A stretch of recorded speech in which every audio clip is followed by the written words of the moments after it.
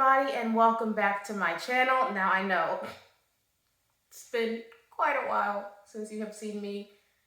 I am in college, and this past semester did in fact destroy me. That's the point, because I'm back and I'm hoping to be better than ever. But without further ado, I'm going to be giving you another reader's reading ramblings today, and I'm going to be talking about Forbidden Promises by Synithia Williams. So, without going into spoilers, I give this book a 4 out of 5 stars. Basically, there's this main character, her name is India.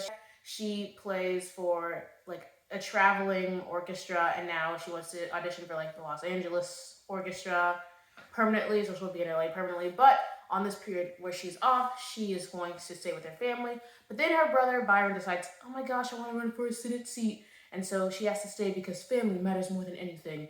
And, you know, it's a romance, so her love interest is Travis. Mind you, Travis is in fact the ex-husband of her older sister, Elaine.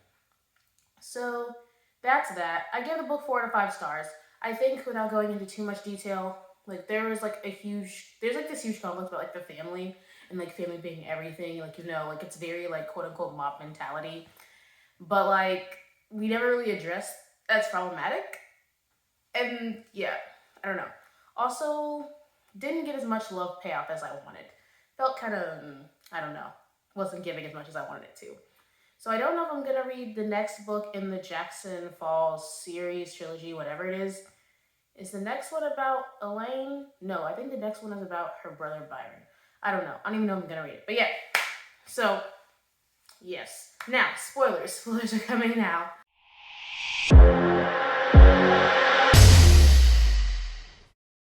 Like I said, there is not like a firm stance on the family dynamic and how problematic it is. So there's this concept where basically it's kind of like her dad's like, you have to do this, this, and that because you want to make our family look strong. You know, they are, I guess I understand because like they're a black family and like they're like so wealthy and like they're staples of the community, so like they have to have a strong front.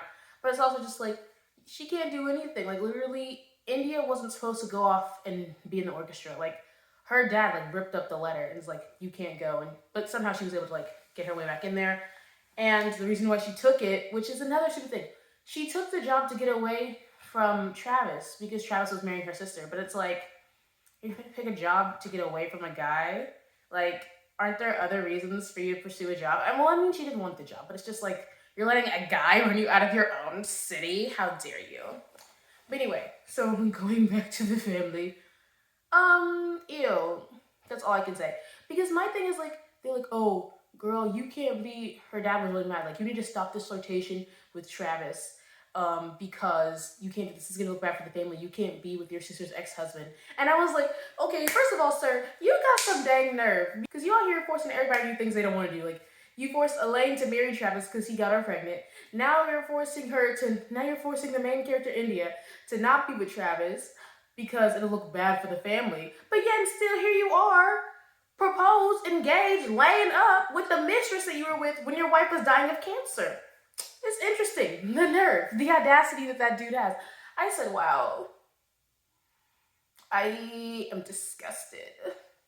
And so I actually loved it when Byron, like her brother came in and was like, if we can accept you being with this mistress that you were with when my mother was dying of cancer, surely we can accept India and Travis being together.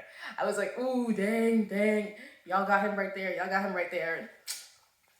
And another thing was like, Travis was like, oh, I just felt so disgusted because Grant, you know, her dad was like, Grant looked at me like a scoundrel. He said I didn't deserve you. I was like, bruh, you were literally just with her sister and now you were her making out in the tobacco fields. Of course he's gonna think you're a scoundrel.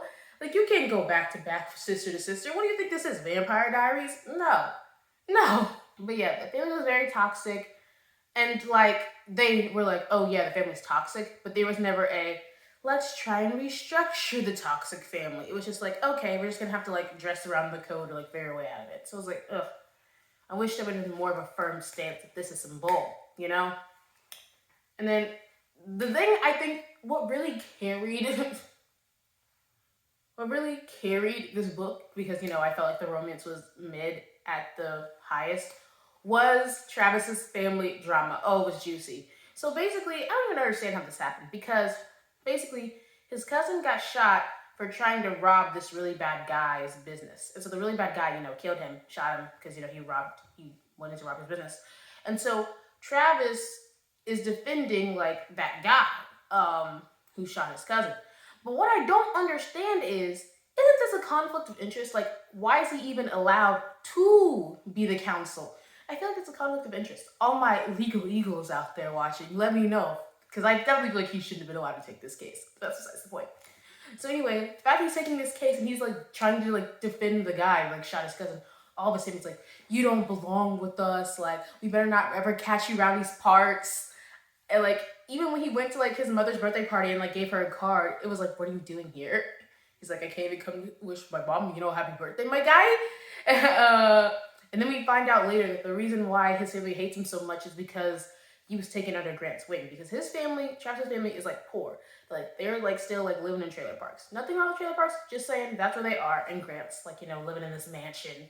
And so basically, Travis tried to like break in or like take something of Grant's, like Grant, instead of taking him to the police, like made him into like the guy he is today, like gave him like all the influences, which is another reason why he married Elaine, because Grant was like, I'll pay for law school if you marry my daughter and make an honest woman of her because you are a scoundrel. But anyway, I'm getting sidetracked. This is why it's called a reader's reading ramblings. Yeah, so the reason why Travis's family hates him is because Grant actually bought the last bit of land that Travis's dad owned because Travis's dad did not pay taxes. And Grant allegedly had told Travis that he wasn't going to buy it. Well, no, Grant had told Travis's dad that he wasn't going to buy the land. He was going to find a way to like save the land for Travis's dad, but he didn't. And so Mike the thing was like, kind of like what Travis said. He's like, well, I mean, you lost the land because you didn't pay your taxes. I mean, what do you think was going to happen? But yeah, so yeah, that's what happens. But anyway, so this all comes to a head at the trial because Travis defends the like guy really well, and so he's found not guilty. And so literally, as soon as he walks out, his cousin, the brother of the cousin who was shot, shoots Travis. I like, dang, it's like that. Oh, it's so juicy. The thing that irritated me, I was like, how did you not expect this? Like, they literally were threatening your life since day one. They said you better not ever come back these parts. They said you wanted to be some. They showed up at each other's houses, like, pull up. I was like, hold on, why you ain't telling nobody? So he almost dies. Oh, that's when it got juicy. Oh, I almost forgot about this. So he almost dies. So then India, main character, comes in like holding his arms, crying, I do love you. I will marry you. And then her sister's like, you're gonna what? You've been sleeping with my ex-husband? And I was like, oh, this is messy. And that's when Grant was like, yo, get in this elevator so we can get back home so we can hash this out because this is so unprofessional. We can't let our family go down like this. Like, Byron's in the race for Senate, which is like a whole other thing because like he's engaged to this girl that he doesn't even like love because he has to be engaged to like win the Senate because he has to be like a family man or whatever, which is what the next book's based off of. I don't know. I'm not really sure I care. Actually, I don't care. I'm gonna be honest. But that was messy. And so, like, the whole thing was cray-cray. It was really exciting. The family drama, Travis's family drama was the best part of the book. And so I did love it, though, when, he was recovering from being shot. And, like, his mom showed up, and his mom was like, I'm here. Because, like, Travis's dad doesn't really let his mom support him. But anyway, so Travis's mom showed up, and she's like, believe it or not, your dad thinks that your uncle and his uncle's kids went too far, and so they're not welcome around our house anymore. I was like, oh, that's nice. But like JoJo, don't you think it's just a little too late? And so we ended off with like Byron winning the primary for like Senate. So now they have to vote on him versus like the other party, like see, he's gonna win the Senate seat. I really don't care. No cuidado whatsoever. And when he wins the primary, Travis is like, marry me, let's go to Vegas. Girl, if you don't get out of here, go to Vegas and do what? Well, I mean, he clearly said get married, but still, not into it. So yeah, 4 to 5. Like I said, the romance was mid. The saving grace was Travis's family and their drama. This is very exciting. Yeah, romance was mid. So yeah, I mean, it was good to ease back in after, a terrible semester of suffering and torture.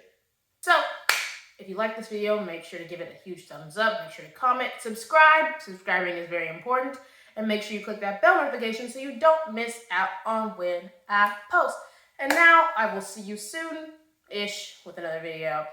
And depending on when I get this out, it may even be the new year. So do with that what you will. Bye-bye.